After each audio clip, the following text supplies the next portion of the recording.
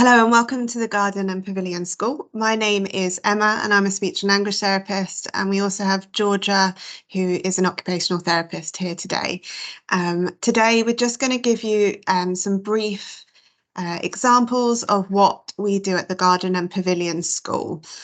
Just to start, the Garden is a school that is for children who are autistic and also have a learning difficulty. And the Pavilion is also our post-16 provision and Key Stage 4 provision.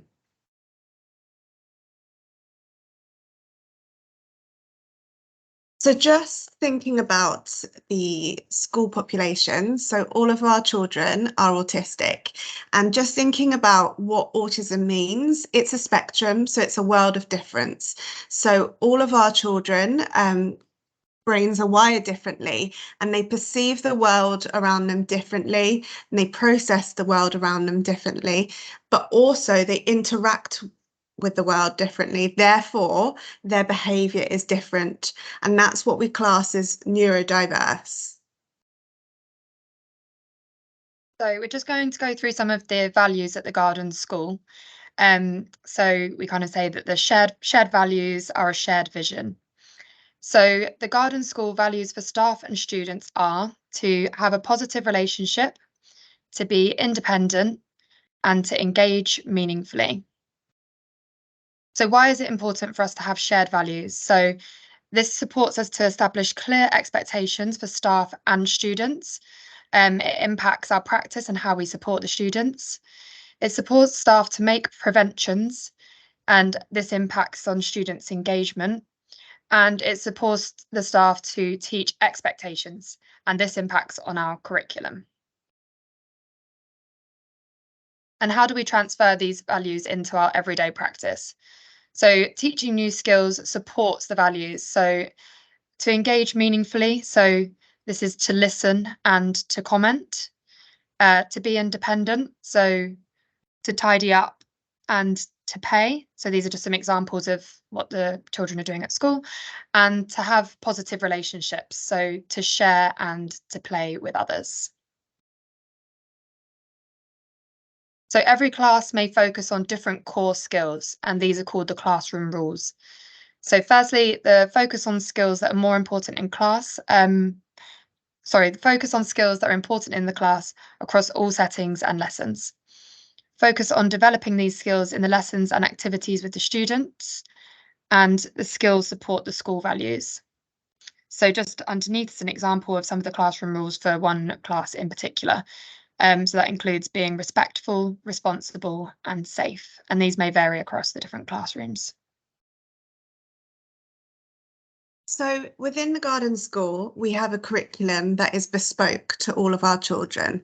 And we think about our children in terms of root learners, trunk learners, and leaves. And really thinking about each individual child, it means that we're able to really tailor the curriculum and the communication systems to their level of learning. So our root learners, these are our students who communicate with gestures and vocalizations. So they're before words. And developmentally, we think they're often at the age of around 0 to 18 months. Then we have our trunk learners, so our curriculum then is tailored to them, and student uses early symbolic means to communicate. So they might use single words, they might use some signs such as Makaton, or they might be using symbols.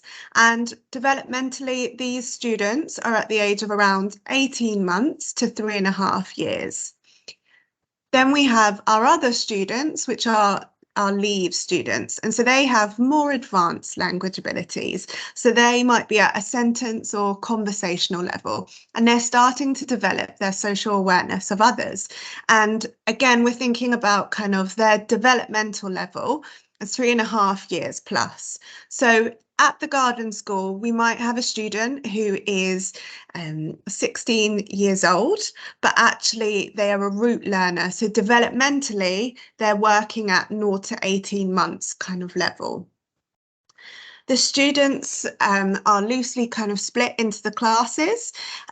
So although I have put the kind of categorized the roots, trunks and leaves, there will still be some trunk learners in a roots class, for example. So our roots classes are Edelweiss, Tiger Lily, Willow, Cedar and Chestnut. And then our trunk classes, you can see we have a huge chunk of trunk classes. And then our leaves are Oak, Beech, Tulip, Butterfly, and then in the pavilion, Earth and Owl class. So the children at the Garden and Pavilion school will have sensory processing differences, and these might present very differently from child to child. So they may present as sensory seeking. So someone who is underwhelmed by a sense takes a lot more sensory stimulation before their brains can register this, or sensory avoiding. So they may be overwhelmed by a sense, meaning that their brain registers everything and it is hard to block things out. So just some examples of different sensory differences you might see at the garden. So one child may seek out touch, whereas another may avoid it. So some of the children may ask for massage, whereas others really won't be able to tolerate being touched at all. You may see children wearing ear defenders or putting their hands over their ears if they're too sensitive to sound. Or they may use a chewy or tend to bite objects. They might bite, themselves, others, clothing, if they're seeking out that oral feedback. And just note that this might change for each child, and they may seek and avoid the same sensory input at different times. Also, the students at the Garden and the Pavilion have different ways to communicate, and we really encourage a total communication approach, so accepting all forms of communication. So our main 5 communication systems that we use here is a core vocabulary board, and that is where students just point to the core words to be able to make a request or comment, and also staff can do that. We also have high-tech alternative and augmentative communication devices. And again, that just has a voice output. So it's just a kind of electronic version of a core vocabulary board. Some children will be using Makaton to help their sign, and a lot of the staff will be doing that as well to paint a picture of their words. And then we also have picture exchange communication system. So children might be exchanging a picture for something that they want. And then some students have communication books, which again is a bit of a hybrid between a core vocabulary board and a high-tech device. Why do we use different visual supports? As I said, it means that all students can communicate in their preferred way. Students can then use a timetable independently, so they don't need as much support, and that can support their emotional regulation. Also, students don't need to rely on adults, and the school is a really great chance to practice the skills. And students then know where they're going, which then supports that anticipation, increasing them participating in activities. So at the Garden School, we also have visual supports to help them understand their learning and what they're going to be doing next. But we have different students at different levels. So there'll be some students that are at the level of what we call presentation. And what that means is that they might be assembling 2 items or 2 objects together. So they really only understand an object level. So they take the object off their timetable and they carry it to a new transition point where they assemble it to another item. Again, it's exactly what I was saying, is it just helps them anticipate where they're going and what they're going to be doing next. So as I said, in order for children at the object level to understand, they must assemble 2 objects together. So for play, for example, they might put a ball into a round box. Then you might have students that are at the level of matching. So they might match an object or a photo or symbol or a written word. And what I mean by that is they take the symbol off their timetable and then they carry it to a matching board and then they match it at the new transition point. So you will see these boards across the whole of the school, and we really encourage them to travel with their symbol. And this is just another example of the symbol. And sometimes we suggest that adults could collect the symbols in a wallet just to keep them safe, for example, if they're transitioning across the school. And then we have children who are a level of representation. And what that means is that they understand that a cup could mean lots of different cups. It doesn't have to be the same cup.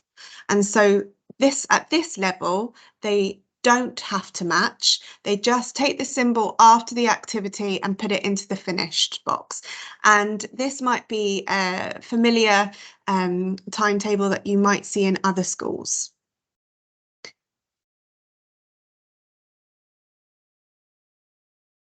Okay. So next we're going to speak about emotional regulation. So at the school, we use something called the zones of regulation to support the children to express their emotions. And there's 4 different zones. So there's the blue zone, the green zone, the yellow zone, and the red zone, as shown in the picture here. So it's important if you familiarize yourself with the students' strategies to regulate themselves when they're in each of these zones. So some students might have a strategy such as like squeeze or going to the quiet room or, you know, having a drink, having a walk. And knowing your students' particular strategy will really help to support them and their emotional regulation. If a child is showing distressed behavior, then it's really important that we pause, reduce language, and give the child space and time to regulate themselves. If you're unsure, then you can just ask your teacher for advice because they will be the people that know, you know, everybody's strategies. You will probably have an example of these zones on your lanyards. So if you notice that a child appears kind of distressed or frustrated, you know, just supporting them with identifying which zone they feel like they're in and, you know, if they need a bit of space or a break. So we've just got some top tips to support our students to be more independent. So our students should be supported to feel as independent as possible in school. They are in a safe and secure environment. So the garden is set up to be, you know, extremely secure, extremely safe for our students. They should be supported to transition independently around the school. So when they're going from one sort of activity to another, this can be done by not holding their hands. So not only is this kind of increasing their independence, like we said before, some children don't like, you know, touch, and this can make them feel really uncomfortable and is probably going to increase the behaviors that you're sort of trying to stop anyway. Allowing them to travel with their communication system so that, you know, whilst you are traveling to a different place, they are able to still request or, you know, express themselves. Traveling with a symbol to the activity, so like Emma was talking about, so if they are matching things, taking that symbol with them. Using positive language, so instead of saying no running, they may not understand this concept, so instead saying walking, and praising them for that. So good walking, for example.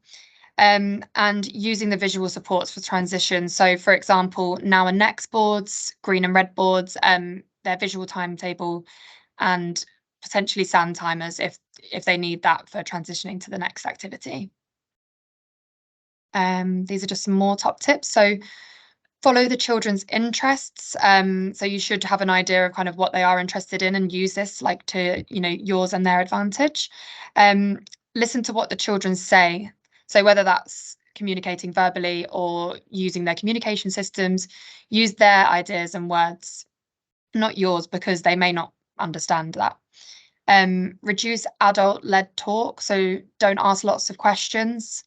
Model language in context, so talk about what the child is seeing or doing to make it kind of relevant to their experience.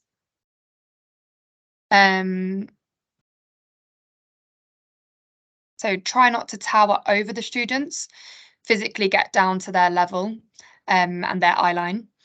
Give them enough time to talk. So wait at least 10 seconds before repeating, because that can be really overwhelming for them. They might need more time to process the information that you're kind of telling them. Reduce the speed of your language and use keywords only.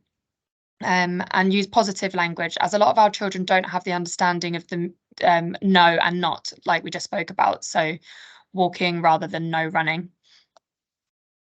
So there are top tips. If you have any questions, the teacher and the teaching staff in the classroom that you're in will be able to help you. And it's really important, you're always welcome to ask any questions with the speech therapist, the staff, or the occupational therapists. And thank you for listening. Thank you.